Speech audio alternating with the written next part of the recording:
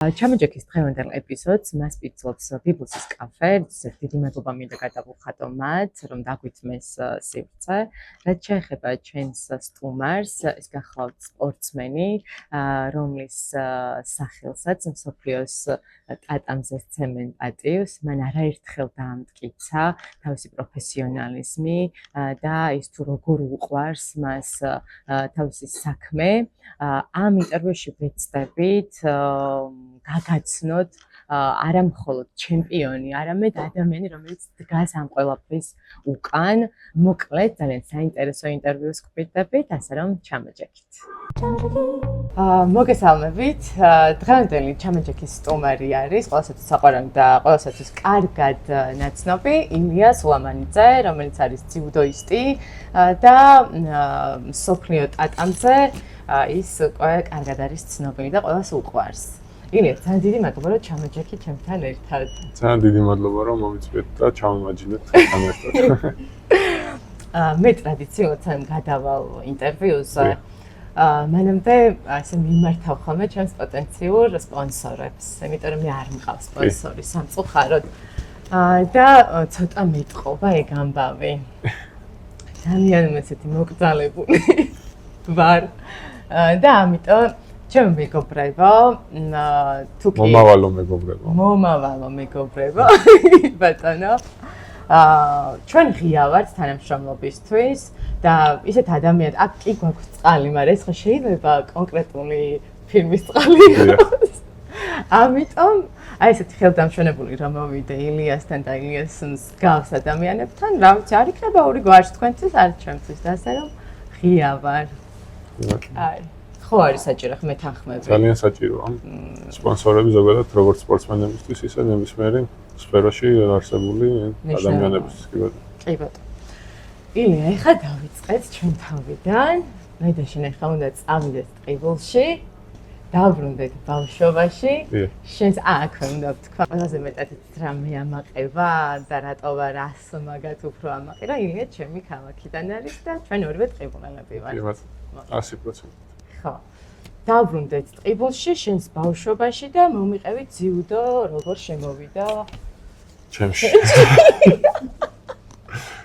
ნუ 5 წლის ასაკში დავიწყე და მამაჩემის ინიციატივა იყო რა და ეს თაობა ზოგადად ჩვენი თაობა ვინც არიან ნაკრებში, ჩემი ტოლები და 1-2 წლით უფრო უმცროსები არიან იმ თაობის წევრები, რომელიც თაობაც ზურაბ ზიადაურის ოლიმპიური ჩემპიონობის გამო შეიყვანეს ძიუდოზე და მეც ერთ-ერთი მათგანი ვარ და მამაჩემსაც ძალიან უნდოდა რომ ძიუდოს გამოსულიყავი და 5 წლის რომ ვიყავი მე მიყვანა. და დავიწყე გია ობოლაძესთან ვარჯიში ტყიბულში, უდიდეს პროფესიონალთან და კი ბატონო. ის მერე მოვდივართ ერთ-ერთ რა.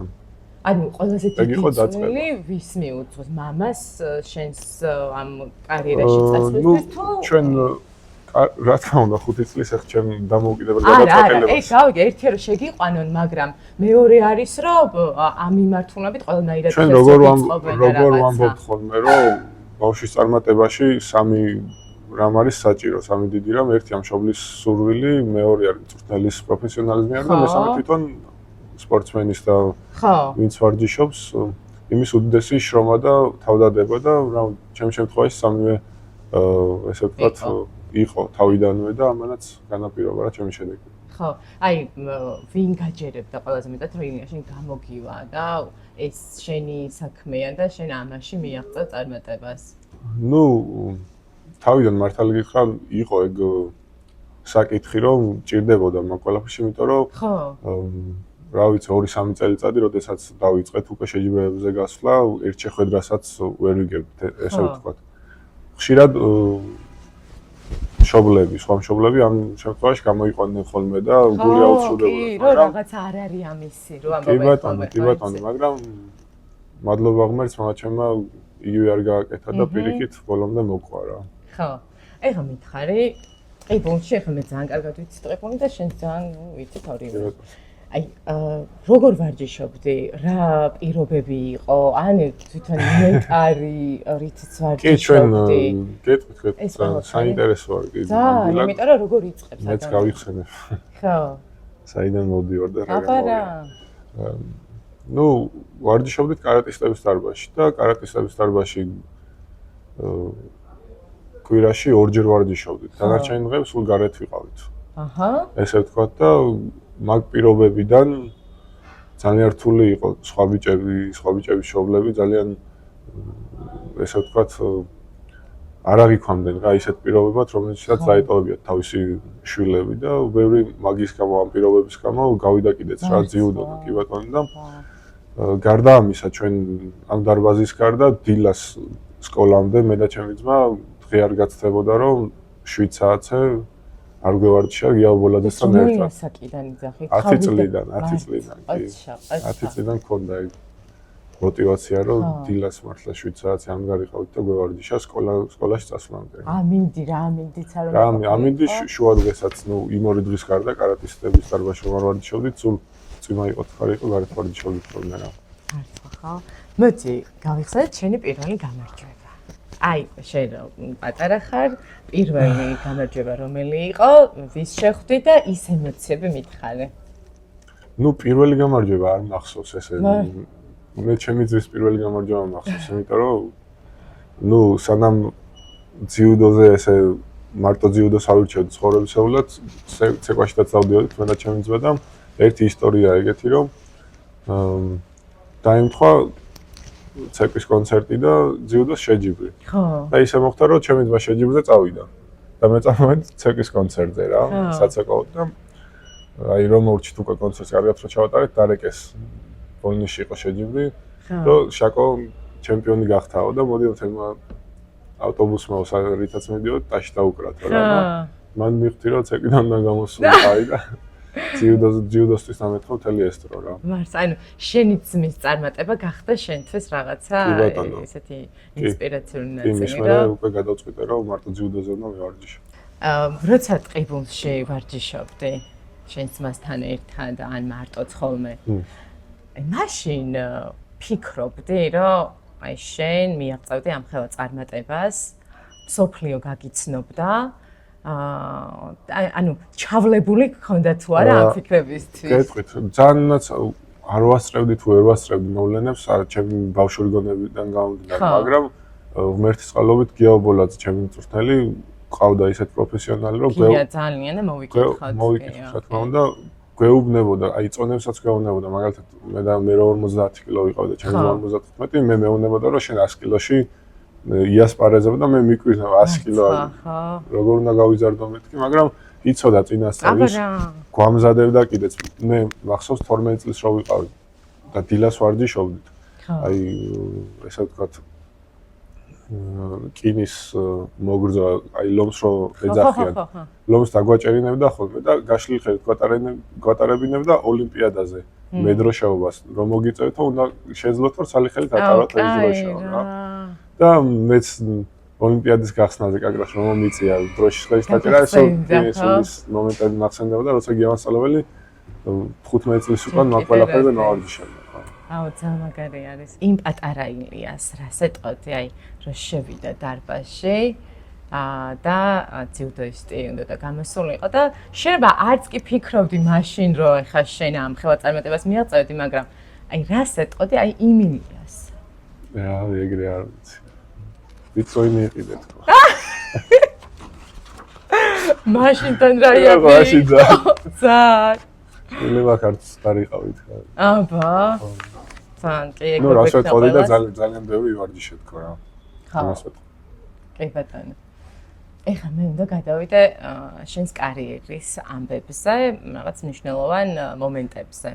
ჯერ სანამ მე უშუალოდ მაგაზე გადავალ, მითხარი თუ კი იყო რაიმე ისეთი მომენტი შენს კარიერაში ამ დრომდე, რომ აი ცოტა რო შეგარყია და რაღაცა ისეთი ძალიან ცოტა რთული გამოწვევასავით იყო. სხვათა შორის არა, იმიტომ რომ ყველა წაგებას, ნუ ეგ შემთხვევები თქვენაც ვთქვით, წაგების დროს არის ხოლმე შეკრება, რა თქმა უნდა. იმიტომ რომ ყველა წაგებას რეალურად აღვიქვამდი და ვიცოდი რა უნდა გამომესწორებინა ამ წაგებიდან გამომდინარე. მივდიოდი სულ წინ და მოვედი აქამდე სადაც ვარ, ესე ვთქვათ. არც ერთ დიდ წაგებას, ბევრი დიდი წაგება მაქვს სამწუხაროდ. ესეთი რა ფსიქოლოგიური რაღაცის ნიშანი არ დაუტოვებდა, იმიტომ რომ ადეკვატურად აღვიქავდი ამ ყველაფერს და ვიაზრებდი იმას რა მქონდა მინუსი, რა მქონდა პლუსი და ვაგრძელებდი ბრძოლას. მითი გადავიდეთ მე და შენ ახლა პარიზის ოლიმპიადაზე. გადავინაცვლოთ მოდი იქ. და ფინალი გავიხსენოთ. ეხა უკვე დაალაგებული, რაღაცა ისეთი ცოტა სხვა გონებით რო ხედავ, აი რო უყურებდი, თუნდაც მე უყურე იმ მომენტებს და რაღაცა ისე აკეთებ ხოლმე, რომ რაღაცა იქ ხო. აი ეხა რო უყურებ, აი რა მოხდა?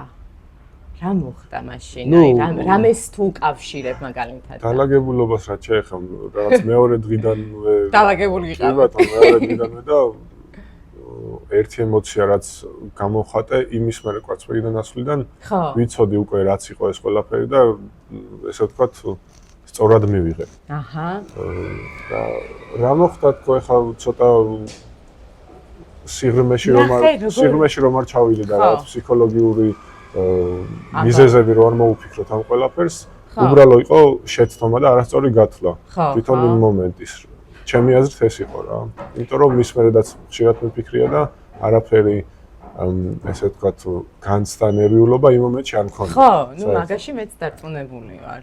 რომ რაღაცა პატარა შეცდომა იყო. შეცდომა. იმიტომ რომ მე გუშინ ვუყურე თავიდან მაგ მომენტს რა და ჩემი თავი დავიჭირე იმაში რომ იგივე ემოცია მქონდა, რაც მაშინ მქონდა რა. ანუ ემოციები თურმე არ მეუბნება. თული საყურებელი არის, მაგრამ ნუ განსაკუთრებით ახლა რა თქმა უნდა, კაც პირიქით გზრდის ხო, ეგეთი რაღაცები. ცხოვრებაში სულ არ არის გამარჯვებები, სადღაც მარცხიცა და ის მარცხიც აუცილებელი არის, რომ რაღაცა განვითარდა უფრო მეტად. მაგრამ რაგვარი იყო კოცოიები, ხო? ეს მე დავიმახსოვრე კარგად. მე რომელსაც ახლა არ მაქვს წესებთან და რაღაცა საერთოდ არ ვიცი რა, მაგრამ მე ესე დილეტანტურად რო შევხედო და რაღაც აი ძალიან არაფერში მივეცით ოქროთ, ხო? აი ვიძახე.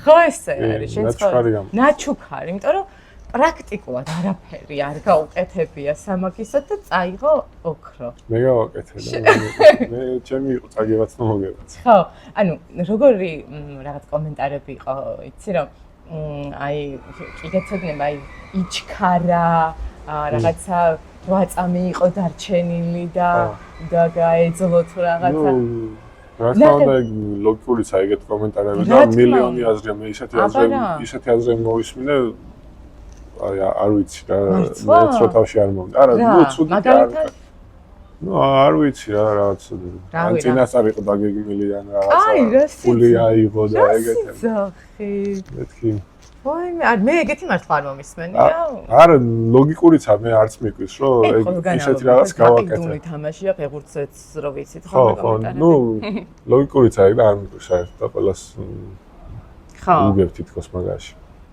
ზოგადად მესამე მხრიდან რაღაც მაყურებლის მხრიდან რაღაცების შეფასება ძალიან გვიმარტივდება, მაგრამ კი ბატონო მეც სხვა სფეროში ახლა რომ გადავდივარ და სხვა სფეროს რამე მომენტებს უყურებ, მეც ზუსტად იგივე შეხედულება მაქვს, რაღაც ის ფიქრი მაქვს, რომ არ ვთქვა და არ გავახია, თორემ მეც ახლა შეგინდა ხო ვიცი, გარედან სხვა სფეროს როგორ უყურებ და ამიტომ მესმის სხვების რა ამას ვამბობ რა. კი ბატონო, კი ბატონო. შენ მაშინ ესეთი კომენტარი გააკეთე, ერთ-ერთი პირველი იყო, ხო? ახლა რაც ჩემს თავში და გულში ხდებაო, ძალიან რთულია ამის გადმოცემაო. ერთ-ერთი პირველი იყო, ხო, ეს კომენტარი მე მგონი შენი. აი, რა ხდებოდა შენს თავში და გულში? აბა, აი, არ ვიცი. ახლა მაინც როგორ. შეიძლება ესეც ხდებოდა, ხო? შეიძლება ესეც ხდებოდა, რა და? აჰა. თული ამის გადმოცემა რა. ხო. კაი, ეხლა მე და შენ მესე ეტაპობრივად მივყვები და გადავიდეთ. ამის მერე იყო ევროპა, ხო? სადაც ჩვენ ისევ შევხვდით კოცოებს. აი, მაგასაც ვუყურე გუშინ. ნუ აი კიდე თავიდან ვისიამოვნე, რა ვქნა მეგობრებოდ მე. ძიუდოს ყურების დროს სიამოვნებას იღებთ? როცა იგებ, ვიღებ. ყველა, ანუ სადაც ქართველია და ქართველი როცა იგებს იგივე ემოციებს ვიზიარებ, მოკლედ თანასწორი ვარ ერთით და მეორეშიც. აი ხა რა მითხარი, ცერცეთ შეხვდი შენ კოცოებს. რამე პრინციპული იყო შენთვის, რომ ეს მოგება იყო პრინციპული, რომ შენ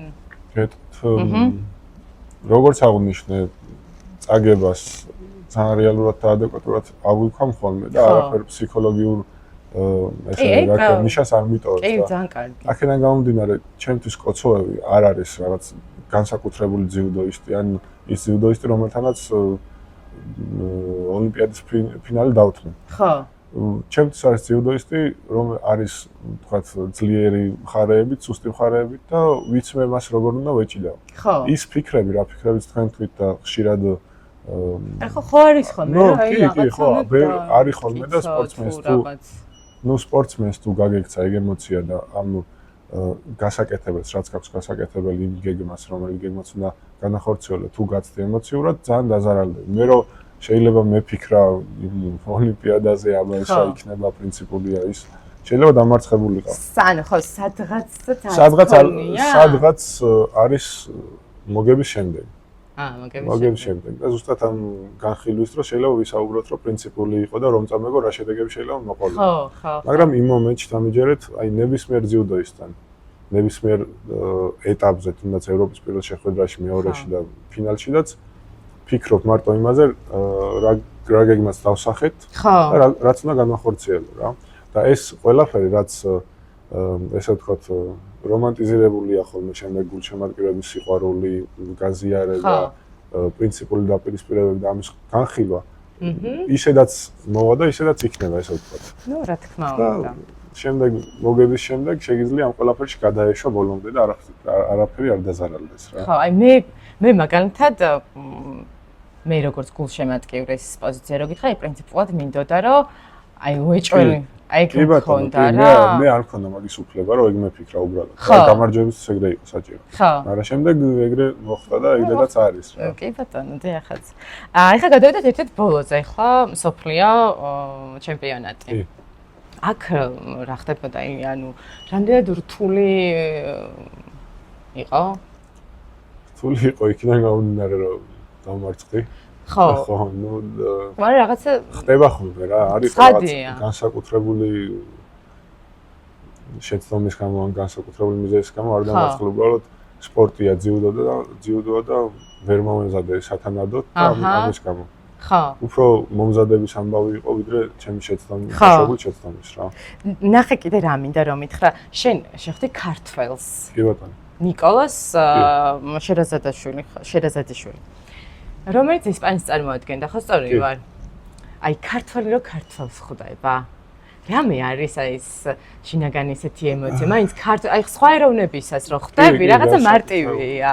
მაგრამ აი ქართველს რო ხვდები. ზუსტად იქამდე მივდივარ, რაც წეღანით ვით. არ უშვებ ამ არ უშვებ, ხო რა, ანუ დგას მეტოქე, მისი სუსტი გაძლიერო მხარეებით და არის მეტოქე, ქართველია. შემდეგ ამ ყველაფერს ლაპარაკი შემდეგაც შეიძლება რომ ქართველი იყო და ალბათ უფრო კარგია რომ ან კარგი ან ცუდია რომ გაიმარჯვებ ან რო დამარცხები და ის გაიმარჯვებს და ბევრი რამე შეიძლება ილაპარაკო. ეგ კარგი ცუდი არის, უბრალოდ რაღაც ცოტა უხერხულობის თუ რაღაცნაირი ესაც მაინც ქართველს რო შეიძლება შინაგანად და ქვეცნობიერულად რაღაცა ფიქრობდე. ხო არის.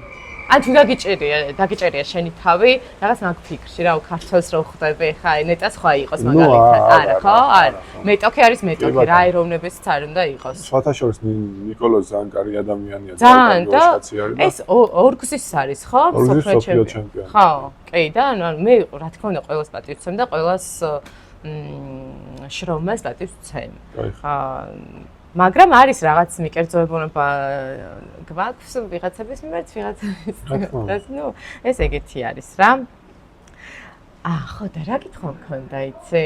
სხვა შორის გუშინ დავაკვირდი კარგად, ახლა მანამდე ამ დეტალებზე არ ვიყავი დაკურებული. სანამ უშუალოდ შეხვდებით ერთმანეთს მეტოქები, ტატამზე ხო ადიხარ და სანამ უკვე უშუალოდ ესე თავს დაუქმნათ, მანამდე რაღაც ჩამოხლული რო ხარ და რაღაც ტატამს ესე ხევი თუ რა. ეგ რამე რიტუალია. არა, ხო, ისე სპორტსმენებს. ანუ მანდ რამეს ამბობა, რამე არის? ფიქრი, რაღაცა, ხო. ხო, ბავშვობიდან დამჩენდი და ტატამზე შესვლას ეს სხვებსაც დავაკვირდი სხვათა. ხო, სხვები შეიძლება ან ჩაიცოცხლონ არა, მაგრამ მე ეხლა ბავშვობიდან ეგრე ვაკეთებ და რაღაც ეგრე რიტუალივით გამოდის. ხო, რაღაც რიტუალივით გამომდის მე, მაგრამ რაღაც ესე დატვირთვა რო ქონდეს რამე და რამეს ნიშნავდეს არაფერი. რა, რაღაც შეპატივს გამოხატა ტატამის მიმართ და რა. ნუ ხო, უბრალოდ ჩვევა რა. ხო, ხო. ზოგი მაგალითად სხვა რამეს აკეთებს. კაცებს დავუჭირე, სხვათა შორის ეგამა, მე მაგალითად ეგ გააკეთე. ხო, შეიძლება მაგასაც შევაკ რა. ხო და მე კი ეს ხო არ არის ზოგადად რაღაცა? არა, საყოველთაო არა. არა რა. მაგრამ ბევრ სპორტსმენს აქვს სხვადასხვა ეგეთი დამახასიათებელი გასვლის სტილი რა. აჰა. ხო. და აი გასვლის სტილზე ვისაუბრეთ, აი დასრულების ჟესტები რო არის. აი ყველა სპორტსმენთან რაღაცად მოდის მე და ვიღაცას ეს ჟესტები. კი, დასრულების ჟესტიც მაქვს მე და ბავშვობიდან მაქვს და არაფერს მინდოდა მომეფიქრებინა რაღაცა მნიშვნელობა და ის კარგი ახსნა ყოფილიყო, მაგრამ რაღაც ბავშვობიდან არ ვიცი, ერთხელ გავაკეთე სადღაც 6-7 წლის უკან და მის მერე ყოველი გამარჯვების დროს ვაკეთებ ხოლმე, ხო. და ესეც არანაირი რაღაცა ის მადატვირთვის მქონდა ის არ არის. არა. ყველაზე დიდ მოტივაციას ვინ გაძლევს? ოჯახი, ხალხი, პარტნიორი, ვინ? ნუ ვერავის ვერ გამოვყოფ ესე რა. მის რო ყველა ესე, მაგრამ აი ხო არის რა ვიღაცა განსაკუთრებული. ჩემი ოჯახი რა თქმა უნდა, ჩემი და ჩემი მამა ჩემი. რომლებიც სულ განიცდიან. ჩემი ახლონათესავები, იმიტომ რომ ნუ წაგების და მოგების და მე თუმეტეს წაგების შემთხვევაში ჩემთან ერთად არიან და გამარჯვების გარდა მწუხარებასაც ბოლომდე იზიარებენ რა ესე ვთქვა. და მაგიტო ჩემი ოჯახი არის ყველაზე ახლოს ჩემთან, ვისაც შეიძლება ყველაზე მეტი ვიფიქრო იმ მომენტში და ისიც კიდე თავი შევიკავო იმ გასაგები მიზეზის გამო. ნუ რაც თქვით წეგან, რომ ემოციაში არ უნდა გადავარ. მესმის. მაგრამ თუ ვფიქრობ, ნუ მაინც ოჯახს ვფიქრობ. მე რა თქმა უნდა ქართველი ხალხი რომელიც გულების გახარება, ეხლა ყველა სპორტსმენის ვალიც არის და პასუხისმგებლობა ესე ვთქვათ. ხო. ნუ ეს ყველაფერი. აი წაგების დროს მე ინტერვიუს ვუყურე რაღაც არ ვიცი ვის ინტერვიუ იყო. დედა ამბობს ესე რომ ისეთი სახე ქონდაო შენზე აი პარიზის ოლიმპიადის ეპიზოდზე. ხო, ისეთ სახე იმდენი ვინერვიუნეო, მე წაგებაზე კი არ ვფიქრობდიო, ილიაზე ვფიქრობდიო, ასეთი დავინახეო. დედა ჩემის გულშემატკივრობა სულ სხვა მით უმეტეს სხვა ოჯახის წევრებიდან განსხვავებითაც ესე ვთქვათ. ნუ დედა ჩემი მოგების დროსაც და წაგების დროსაც არ ფიქრობს თვითონ შედეგზე და გამარჯვებაზე, ფიქრობს ჩემზე, მე როგორ გამიხარდა ეს მოგება თუ როგორ მეწყნა ის ანუ ჩემიდან გამომდინარე აქვს ყველაფერს რა. ხო. თვითონ არ აქვს მნიშვნელობა იმას მე მოვიგებ თუ წავაგებ. მე თავარია მე ვიყო ესე ვთქვათ კარგ განწყობაზე რა. ხო, ხო, ეგ არის მნიშვნელოვანი და გულშემატკივრობის ამბავზე ტყიბულის თემაც ვთქვათ, რომ აი როგორ განსაკუთრებით არის ხო და ნუ გულშემატკივრები საქართველოში ოჯახის მერე რაც არის ტყიბულელების გულშემატკივრობა მიხარია ყველაზე მეტად და ტყიბულელი ხალხი ძალიან მიყვარს, იმიტომ რომ მე ოჯახის გარდა ძალიან ბევრი რამე 95% ოჯახში ვისწავლე, მაგრამ რო გამოვდიოდი და ხალხისგან იმდენ რამეს ვსწავლობდი, რომ მე ესე ვთქვათ, ეს ყველაფერი ფასდაუდებელად მიმაჩნია რა. იმიტომ რომ ყველა ადამიანი იქ ვისაც ხვდებოდი, მაგალითი იყო ჩემთვის და ზრდილობაში, მიმართვაში, ურთიერთობაში, ესე ვთქვათ, ყველაფერი სუფთა ვისწავლე ტყიბულელებისგან რა. და თბილისში რო გადმოვედი, ცოტა მიკვირდა და გამიჭირდა შეგუება, მაგრამ ამ სიტუაციის შემდეგ უფრო მეტად დავაფასე და დავინახე ის რაც ტყიბულში ხდებოდა და ტყიბულელი ხალხი იყო. მამას ქონდა შენს მიმართ ძალიან მიკერძოებულობის ამბავი განსაკუთრებით რა მამა სკოლაში რო სწავლობდი რაღაცა ჩვენ როგორც თავისიანის და რაღაცა პირველი სკოლა ისე იტყოდა ხოლმე შენზე ჩემი ილია და რაღაცა იმაკე ძალიან ქონდა მამას ხა ძალიან კაი ურთიერთობა ქონდა. ნუ ეხლა რო თქვა რომ ყველა კლასში მასწავლებლად თქვა რა, მაგრამ სულ რაღაცა დეიდა ჩემი ძმან დასწავლეს რო იცით და იქიდან გამომდინარე და ჩემი ნუ შორიდან ურთიერთობიდან გამომდინარე ძალიან მიყვარდა მამა თქვენი რა. ვიცი და მადლობა. ეხლა ცოტა პირადზეც გადავიდეთ. გადავიდეთ აბა. რა ხდება პირადში აბა? რა ხდება იცი, გადავიდეთ და გადმოვიდეთ ისე უკან, იმიტომ რომ არასად ავლაპარაკობ ხოლმე, იმიტომ რომ ნუ შოთან გითხრა რომ ხანს თავის სახვაშიაც არის თან ამჟავნებდესო და კარგი ხო მეც ვეთანხმებ ბიჭოთას სადღაც მაგრამ პატარა რაღაცა ხო შეიძლება ითქვას აქ ახლა რამე სიახლეებს ველოდოთ ხო ველოდოთ რა თქმა უნდა მაგრამ როდის ველოდოთ არ ვიცი კაი მე როგორც ვიცი ყავს ხო შეყვარებული შენ და სპორტსმენი არის ისიც ხო კი რაღაც დღეს ძალიან მებრძვის თუ ამინდი. კი არ გებრძვის, ზუსტად თემატურად არის ხოლმე ყველაფერი. გაჩერდია? მისმის რომ რაღაც არ გინდა ესე საუბარი აფიშირება და რაღაცა მსგავსი რაღაცები მისმის. უბრალოდ მითხარი ორივე როდესაც ხართ სპორტსმენი, ორივე მიცით სპორტი რა ძალას, რა შრომას მოითხოვს და ასე შემდეგ. ანუ რა კომფორტი მოაქვს ამ ყველაფერს რა ორივე ერთ სფეროში ხართ სხვადასხვა მიმართულებით. რა თქმა უნდა, რაც უფრო მეტად უგებ ადამიანს, რაც უფრო საერთო ინტერესები გაქვს, მით უფრო ახლოს ხარ ნებისმიერი ადამიანი იყოს თუ გინდა ეს და ჩემ შემთხვევაშიც ამ კუთხით გამიმართლა ძალიან, იმიტომ რომ არ მიწევს ახსნა იმისი თუ ეს ყურადღებას თქვათ რატო არის უფრო ნაკლები რაღაცა, ყველაფერი გააზრებული გვაქვს ორივეს და ერთ სიტყვით ამ ყველაფერში გამიმართლა რა. გაგიმართლა. პოპულარობა რამდენად მოქმედებს შენზე? აი რაღაცა ესე ეტაპობრივად მოვიდა და მე კიდე უფრო რაღაცა გაიზარდა ეს ამბავი ხო და რაღაცა ერთბაშად მოვიდა და მე მაინტერესებს შენზე როგორი მოქმედა. ზოგი არის რომ რაღაცნაირად დისკომფორტულებად რაღაც ყურადღების ცენტრში ყოფნა, რაღაცა რომ ახვილდება ყურადღება ბევრ რაღაცაზე, გინდა პირადი და გინდა ასე შემდეგ ეს რაღაცები არ მოსწონთ. ზოგს თავში უვარდება, მაგალითად ასეთი მაგალითებიც გვაქვს ძალიან ბლომად. ზოგი იღებს ღირსეულად და რჩება ის, ვინც არის და ვინც იყო მანამდე. შენს შემთხვევაში რა მოხდა პოპულარობის მოტანის მერე? ნუ, პირველ რიგში ძალიან ბედნიერი ვარ და მადლიერი ვარ ღმერთის ამ ყველაფრისთვის. არასდროს არ დავუღლივარ ნუ ნებისმიერი ბავშვის თხოვნას, ნებისმიერი ბავშვის სურვილს, ადამიანების სურვილს, რომ რამე ჩემგან ყურადღება მიეღო. რაც შეეხება ამ ყველაფრის მიღებას და ამ ყველაფრის აღქმას ჩემი მხრიდან არის ესეთი რომ მე აღვიქვამ რეალურად რასაც ნიშნავს ეს ყველაფერი თქვათ იმ 1 საათიან 2 საათიან შეხვედრებს ან რაღაცა ადამიანების სხვისთვის შემაწუხებელ ყურადღებას კი არა პირიქით რასაც ნიშნავს ეს რაც ნიშნავს იმ ადამიანისთვის ჩემი ხილვა რას ნიშნავს ჩემი ქვეყნისთვის ეს ყველაფერი როგორი მაგალითი ვარ ამ ხალხისთვის და ეს ბედნიერს მე რა თქმა უნდა და არაფერი ამაში ესე ვთქვათ ცუდს და არაკომფორტულს ვერ ვხედავ რა იმიტომ რომ ბევრჯერ მიფიქრი ან ერთ წამითაც რო გამიფიქრები ანუ დაღლან ის გზნობა რაც შენ თქვი რომ რაღაც არაკომფორტულებოდესო მე მეორე წუთში იმას ვფიქრობ ზუსტად რომ ეს ყველაფერი რომ არ იყოს ხო ძალიან ცუდი იქნებოდა და სულ რო არ იყოს ხო და მადლიერების ამბავიც არის მაგრამ უმადური არ უნდა იყოს კი ბატონო. და მადლიერი ვარ ღმერთის ამ ყველაფრისთვის და ბედნიერი ვარ ამ ყურადღების და პოპულარობის გამო რა. კი ბატონო და მე მთელი გულით მინდა დარჩე ის ვინც ახლა ხარ და ვინც იყავი. იმიტომ რომ ესეც დასაფასებელი არის მე კიდე. შენი ყველაზე დიდი ოცნება აგიხდა თუ აწი გაქვს ასახდენი? რამე არის ესეთი? ნუ ხო სპორტში ოცნებები მიზნები გვაქვს რა თქმა უნდა და მეც როგორც სხვა სპორტსმენს და სხვა ოლიმპიური სპორტის წარმომადგენელს ოლიმპიადის მოგება მაქვს. ეგ რომელიც ვიცი რომ 28-ში ეკამავე იქნება.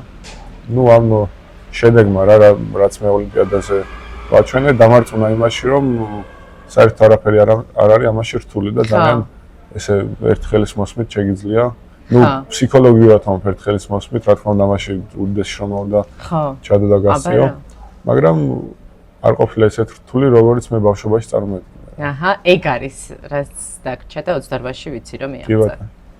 კი ბატონო, აი მომავლის გეგმებს რო შევეხოთ. აი ხლა არის რამისთვის ემზადები? ახლა თუ დასვენება გაქვს? ახლა არაფრისთვის არ ვემზადები, დავიწყებული მაქვს რომ სპორტსმენი ვარ. ნუ ფიზიკურად რა თქმა უნდა ვარჯიშობ, მაგრამ ფსიქოლოგიურად ვისვენებთ ამ დაძაბული სიტუაციისგან, ასე ვთქვათ, შეჯიბრებებიდან და ანუ წინ ეხა რამე რა გელოდება რა არის? წინ პატარ-პატარა შეჯიბრებებია, მაგრამ რა თქმა უნდა მომზადებით შემდეგი წლის ევროპისთვის და მსოფლიოსთვის მნიშვნელოვანი ეს არის. ხო. კი ბატონო. აუ იცი რა მინდა როგორი რაღაცა ბმა გავაკეთოთ ეხა. დღეს შენ ხარ ის ადამიანი ვისაც ბავშვობაში ოცნებობენ ხოლმე, როდესაც სპორტში დადიან, რომ აი რაღაცა იმის მსგავსი ვიყო, მისაბაძი ადამიანი. შენც გეყოლებოდა პატარა რო იყავი, დარწმუნებული ვარ, ხო, ვინ იყო ესეთი? რომ აი ძალიან მაგარი რო ამბობდი ხოლმე, აუნეტა ისე.